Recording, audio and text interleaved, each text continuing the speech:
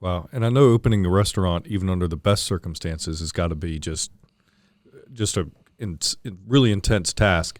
But when you layer all the COVID regulations and requirements on top of that, how did that, well, other than just the shutdowns and everything, but how did that change or delay what it was you were trying to do? I mean, it's almost like you have to relearn everything. It was insane. I mean, just the construction delay. I mean, we couldn't get glass. Mm-hmm. The city was really responsive during that time. There was nothing else really going on. So, I mean, historical, we could get answers, things like that. So that was a plus. Mm-hmm. But, you know, if one painter got sick, then, like, they're out for, like, 2 weeks. Like, nobody could come back. And then, or the plumber got sick. I mean, I think we went through 3 plumbing companies doing this at the very beginning. Mm-hmm. It was insane because they just couldn't come to work. One person would get sick, like I said, and they'd just be out. And you never knew when they were coming back. Or they just wouldn't come back. And so it was very interesting. And then, yeah, you know, when you actually get open and then all the COVID restrictions with, you know, just with the health department and with everything else and just trying to learn what we used to say, what's going to be the new normal, right? And so trying to learn the new normal back then was pretty intense. And listen, we're not medical professionals or any of these first responders or these folks that were like on the front lines, but man, there's not really much more front line than picking up somebody's dirty dishes off of their table. Yeah. Really, right? Than cleaning up after them. I mean, if these people are sick or they're not sick, I mean, we have their germs. And that's about as public as you can possibly be. About as public as you can possibly be. That's right. I mean, we're not walking up with face masks. And I mean, we had masks, but where there's no barriers in between us and waiting on you. But, you know, COVID was different for everybody. But you know, we handled it pretty well. We just rolled with the punches. I mean, again, we were all in, and so was so many other people. Was there even a moment of hesitation when the bank told you that and you had to make that decision to go all in? Or was it just, okay, then this is what we have to do? Man, this is all I know.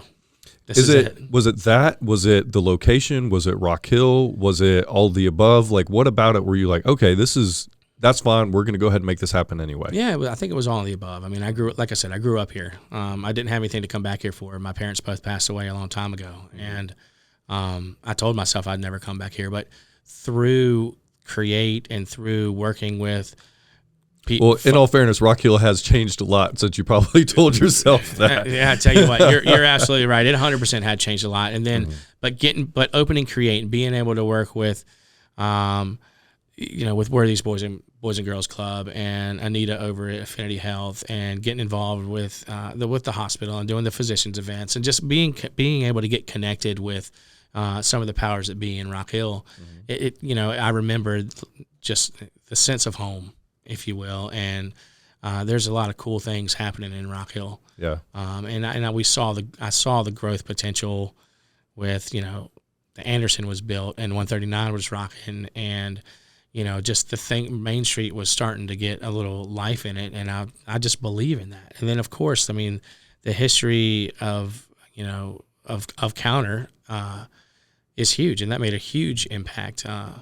Were you familiar with that history? I was familiar with that history. We grew up going to First Presbyterian right down the road, but you know, we didn't come in. I mean, it was a lot of different things throughout the years. It was shut down for a while. There was a roof over it for a while, you know, on downtown on Main Street. But yeah, I knew about it. I'm surprised that we don't know more about it and we didn't learn more about it in schools because it is such a huge part of the civil rights movement.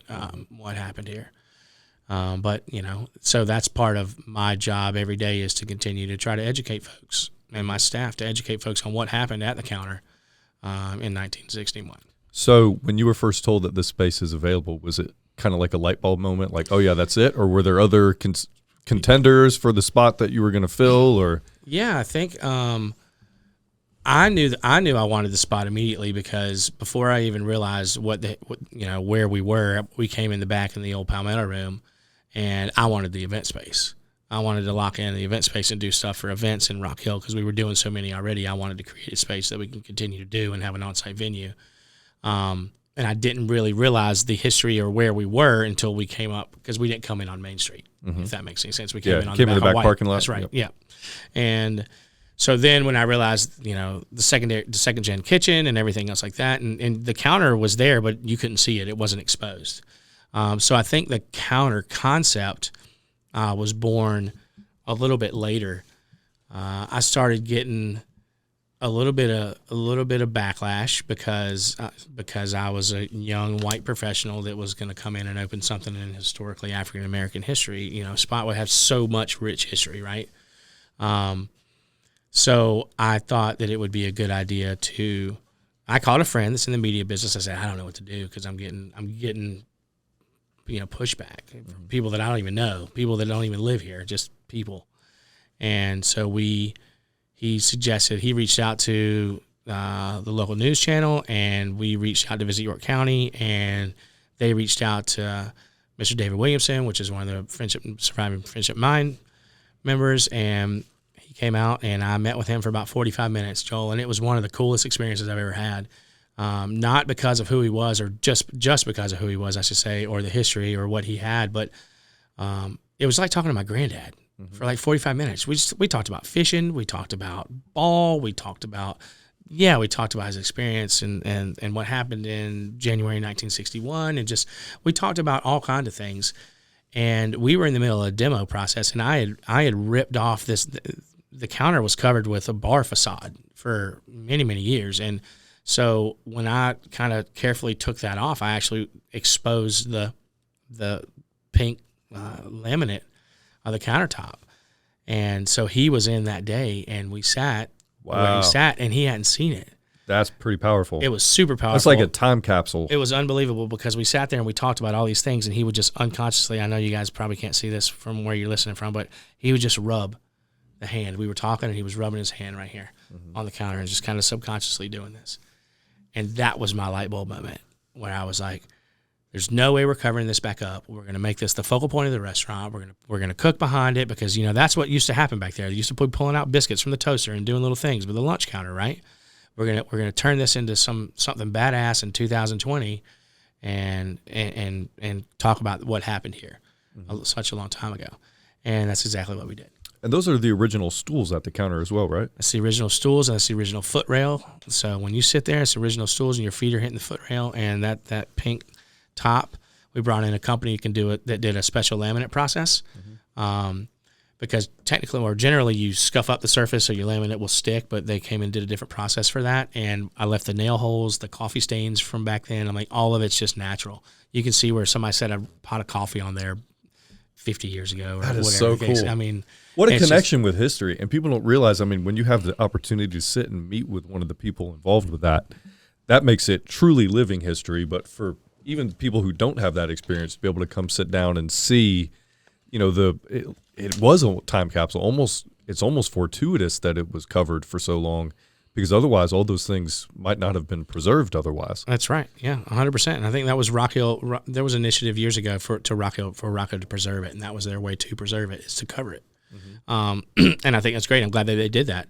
There was a lot of powers that be that made that decision, and it's wonderful because was able to preserve it somewhat. Now it's sealed, signed, sealed, delivered, and it's really cool. One of the craziest things that we get at Counter is we get all walks of life, and it's great because in 1961, African American man or woman was not able to sit down at that counter, and now we can have everybody. We get folks. We like to say we have an elevated dining experience, and we get folks that come in shorts and a t-shirt, flip-flops, jogging suit, sit right next to somebody with a sports coat and a Rolex and having conversation and sharing stories and eating dinner and having conversation and talking about what I'm doing or one of my sous chefs are doing behind the counter and talking about the history of what happened where they're sitting. And I can't count on both of my hands the times that I've watched grown men get up from that counter with tears in their eyes because they didn't understand. They didn't know. It's not that they didn't understand. They understood. They didn't know the history of where they were sitting before they got there.